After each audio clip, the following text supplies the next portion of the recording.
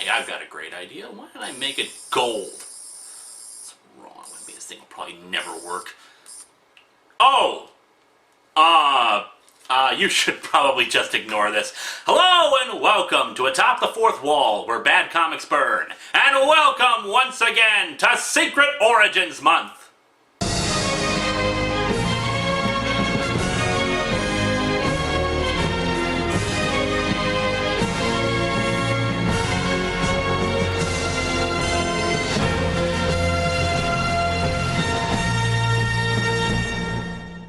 Now it's time to talk about the origins of a super team. I decided to go the X-Men instead of the Fantastic Four because the X-Men have appeared a couple of times already on the show, so those of you less familiar with comic characters should hopefully get a better idea of who I'm talking about with these people. The X-Men were once again the product of the mind of Stan Lee, this time working with Jack Kirby on the premise. When conceived, they were basically just another super team book, though in this case Lee once again attached the idea of them being young people that the audience could identify with. This time, their mutations were a way for them to feel isolated from others, i.e. alienated because they were different.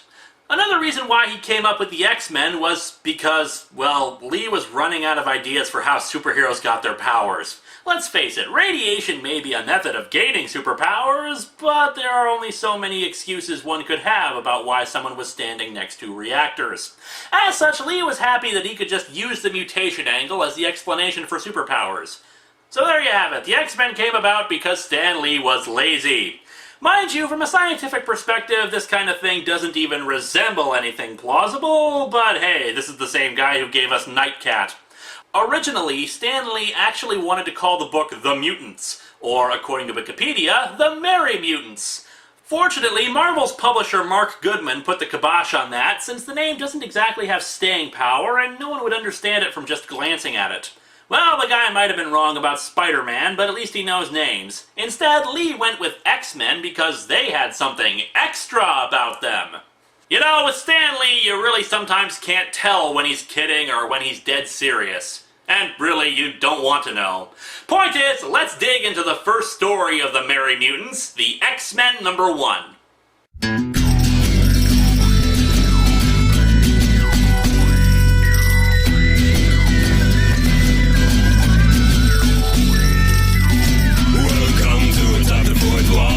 Where bad comics burn.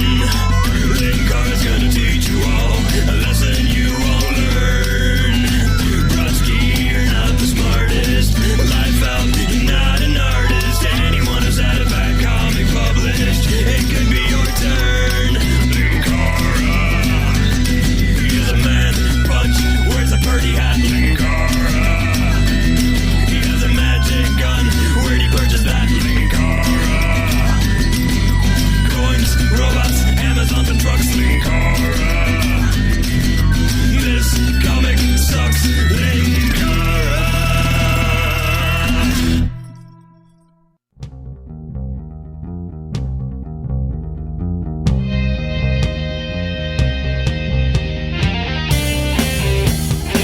Unlike the last few origin stories, X-Men started off with its own title and a full story. Our cover today is crowded but well placed. There are 4 taglines on this thing, but they're all positioned so they don't interrupt the action. The strangest superheroes of all! I mean, yellow and black uniforms, who wears that? In the sensational Fantastic Four style. In that there are more than 4 heroes, and they were born with their powers instead of gaining them by accident, and really they have nothing to do with the Fantastic Four. I love how all of this is put together.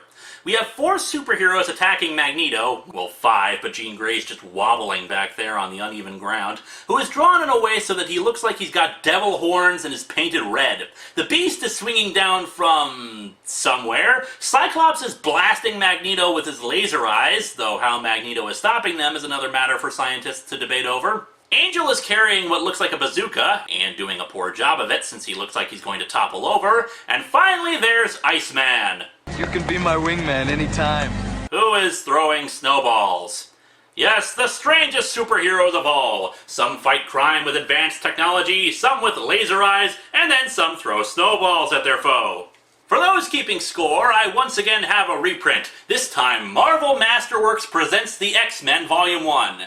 It collects the first 10 issues of the book, And I don't know if it's in print anymore since I got this one from a used book section of a store. We open to Professor Xavier at his school. In the main study of an exclusive private school in New York's Westchester County, a strange, silent man sits motionless, brooding, alone with his indescribable thoughts. I wonder if I used Jell-O as a toothpaste, if I could turn my teeth green.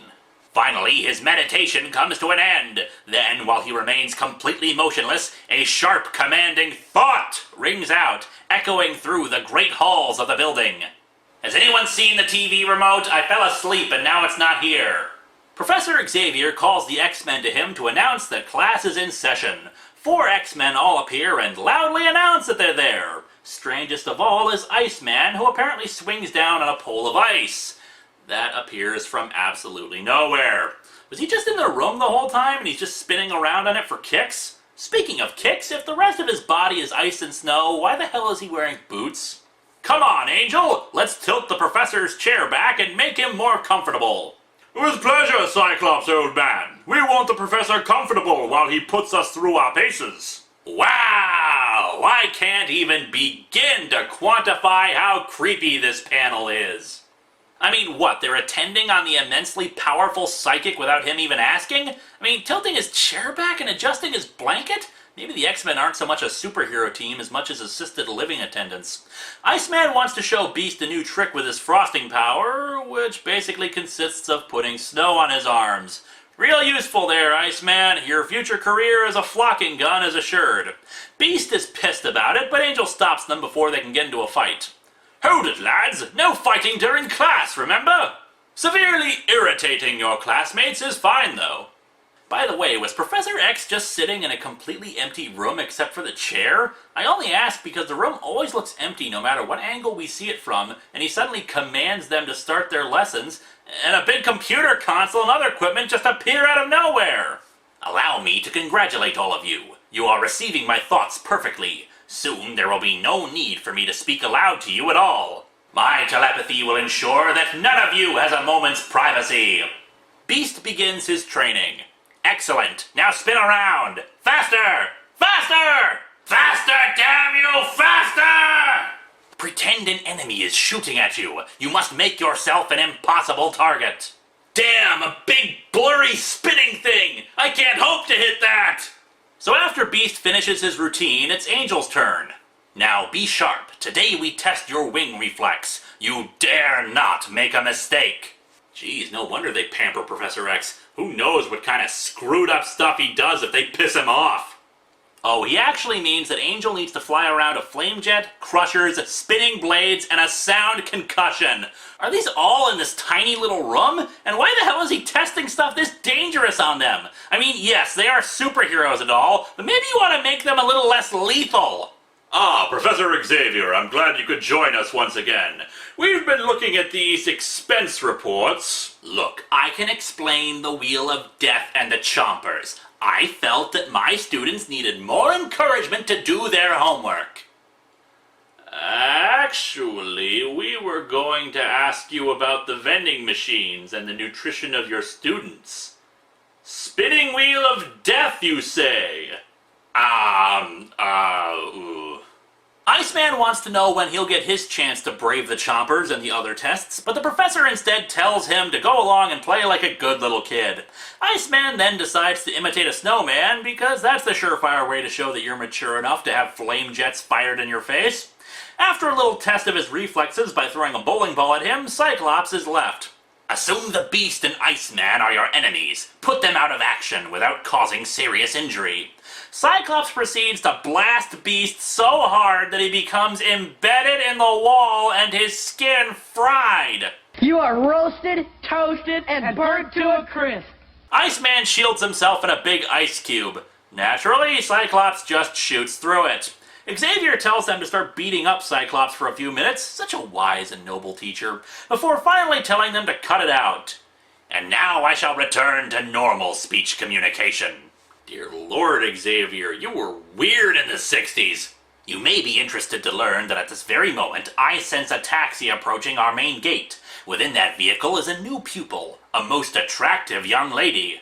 You're right, sir. Wow, she's a real living doll. A redhead! Look at that face! And the rest of her! This is one seriously screwed up school. It turns out the new student is Jean Grey. What kind of school is this, sir? I have a right to know. I think you already suspect, Miss Grey. You see, I can read your thoughts quite clearly, and I know all about your unusual talent. Does the concept of privacy even begin to enter your bald, oversized head, you weirdo? Professor X introduces her to the only 4 other students in the entire school. Yes, I'm serious. And vice versa. This is Miss Jean Grey. She will be known as Marvel Girl. And no, she doesn't get a choice in the matter. Oh yeah, and it turns out Cyclops' real name isn't Scott Summers, but Slim Summers. Oh yeah, and everybody is acting like a horny jackrabbit around her. Jean Grey demonstrates her powers by telekinetically moving a chair and a book around. Now I must admit it's a pleasure to be able to practice teleportation openly, without fear of being discovered. Wait, she can teleport too? By the power of thought, I am able to move objects at will. Yeah, I guess in the 60s, given the etymology of the word, teleportation and telekinesis would be the same thing, but that's still really stupid. Professor Xavier explains the premise of the series, that mutants are mistrusted by normal humans. Really? Why? And he established the school to benefit all of mankind. Xavier leaves to let them all get acquainted, which is naturally the signal for Beast to start pawing her. Jean uses her teleportation to spin him around and toss him onto a couch. Despite saying he was going to leave, Xavier is still around and exposits further about how there are evil mutants who want to dominate the world. Conveniently, we then switch to Magneto, making a nefarious scheme to, well, dominate the world. Some sort of rocket is being launched, and Magneto, in a show of power, uses his powerful mastery of magnetism to cause the rocket to lose altitude and drop into the sea. We get a brief scene of a newspaper reporting the incident. 6th top secret launching fails at sea. If it's top secret, then how does the newspaper know about it? Magneto, continuing to use his powers, takes control of machine guns and tanks to terrorize military bases. Run! The tank is moving by itself! Oh god, it's Killdozer all over again! General, look! Above us! In the sky! It's Superman, sir! He'll save us! Oh, he's busy terrorizing lobbyists. Never mind, sir. Magneto takes control of the dust particles in the air, which I guess are metal now, and forms them into a message to the base, ordering their surrender. I especially love how he signed his name in cursive like that, like he was writing a formal letter or something. Magneto? What is Magneto? I don't know, soldier, but he's got damn fine penmanship. Anyway, Magneto shows up at the base and, of course, everyone tries to shoot him, but the guns don't work and he just walks through the men. Now I'll merely alter my magnetic waves from positive to negative, so they will repel anything that comes within range. And if your hands were metal, that would mean something. Meanwhile, back at the Xavier Institute of Maiming and Leering, Jean Grey is putting on her Marvel Girl costume. Naturally, the men were spying on her and making perverted remarks. Professor X calls them in to alert them of Magneto's attack on the base. A crisis has occurred at Cape Citadel, which leads me to believe the first of the evil mutants has made his appearance. This will be your baptism of fire. Wait, what? This will be your baptism of fire. Okay, admittedly, upon doing some research, the phrase refers to a soldier's first experience in battle, but was this in the brochure? Xavier's School for the Gifted. Let them experience a baptism of fire? The X-Men suit up and head out in a jet. You mean the professor is guiding this plane from the ground? By thought impulses? It's unbelievable! Yes it is. His powers do not work like that. Anyway, the X-Men arrive and offer their services to the military trying to break in. Cyclops negotiates with the General to give his team 15 minutes to head in and stop Magneto. Iceman breezes past some soldiers, half freezing them to death, Beast plays leapfrog on a soldier, and Marvel Girl telekinetically shoves soldiers aside so she can get in. Maybe if Professor X taught classes on how to not be complete assholes instead of flying through the wheel of death, mutant-human relations would be a lot better. Cyclops uses his laser eyes to get through Magneto's magnetic shield. I'm getting through! That's what was needed. A natural counterforce to batter the unnatural magnetic field. I'll just pretend that was in some way scientific and just move on. And now I'll switch to maximum power! Oh, could it be? Why, yes, we are experiencing powerhouse excitement! Anyway, yeah, they get through the field, though Cyclops knocked himself out with the full force of his blasts. Magneto releases 5 interceptor missiles that he says will track them by body heat. Why exactly they track their body heat, not anyone else's, or how he thinks that they all won't go for the same target is left up to our imagination, I guess. Angel manages to dodge the missiles, and Iceman uses his powers to ice up the missiles and drop them to the ground. I still think this would cause them to explode, but what do I know? Angel tries going right for Magneto, but he uses every metallic object in the area to slow him down. Cyclops blasts through the debris, and Magneto sends a flaming tanker of rocket fuel at them. Now, I wanted to critique this, but I got mixed responses on Twitter when I asked about it. Most people said the tanker would indeed explode, but it was varying opinions about what was actually causing the explosion and how long it would take for it to explode. So, once again, a classic comic manages to get away with this. However, I still say Iceman probably could have put out the flames instead of what they do to protect themselves, which is to wrap themselves in a nice big snow and ice shield from the explosion. Well, at least they won't be hot when they incinerate. Wait. Magneto thinks they're dead, but the X-Men quickly emerge from underground, Cyclops having apparently created a tunnel for them with his energy beams. Yeah, we'll just pretend that he had enough time to do that before everything exploded, or that the tunnel would protect them somehow. Magneto flies away and creates a magnetic force field to keep them back. They eventually breach it, but Magneto's long gone by the time they do. The X-Men return to the military and tell them that the base is theirs again. The General thanks Cyclops and tells him that the name of the X-Men will be revered for what they have done. Yeah, I'm sure the X-Men will never face prejudice for their actions and activities. And so our comic ends with the giant floating head of Professor Xavier in the clouds congratulating them on a job well done. Yeah, lots of stuff blew up, the villain got away, and many people are probably dead, but hey, could have been worse. This comic astounds me. The stuff with Magneto is actually really good superhero action, fighting the bad guy, etc., etc. The stuff at the mansion with the X-Men training or being creepy, however, is just awful and disturbing. Let us never speak of it again, except as callback jokes in future reviews. Oh, you want some more added creepiness to the whole thing? In a later issue, Professor Xavier admits to himself that he's as much of a horny idiot as the students, but he knows the wheelchair thing is a complete turnoff for Jean Grey. As though I could help worrying about the one I love, but I can never tell her. I have no right. Not while I'm the leader of the X-Men and confined to this wheelchair. And like so many problems, the solution is smoking. Jeez, I don't think I could take another week of origin stories after this one. Screw this! Next week, we're reviewing Brute Force.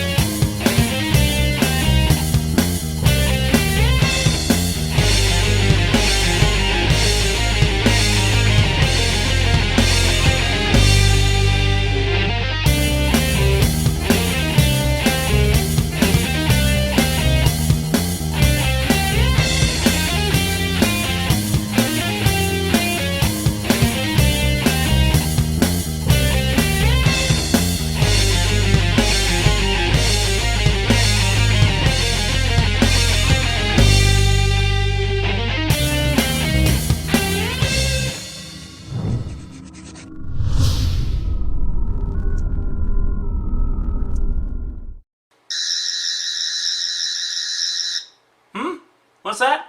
You wanted to know my secret origins for this month? Well, maybe some other time.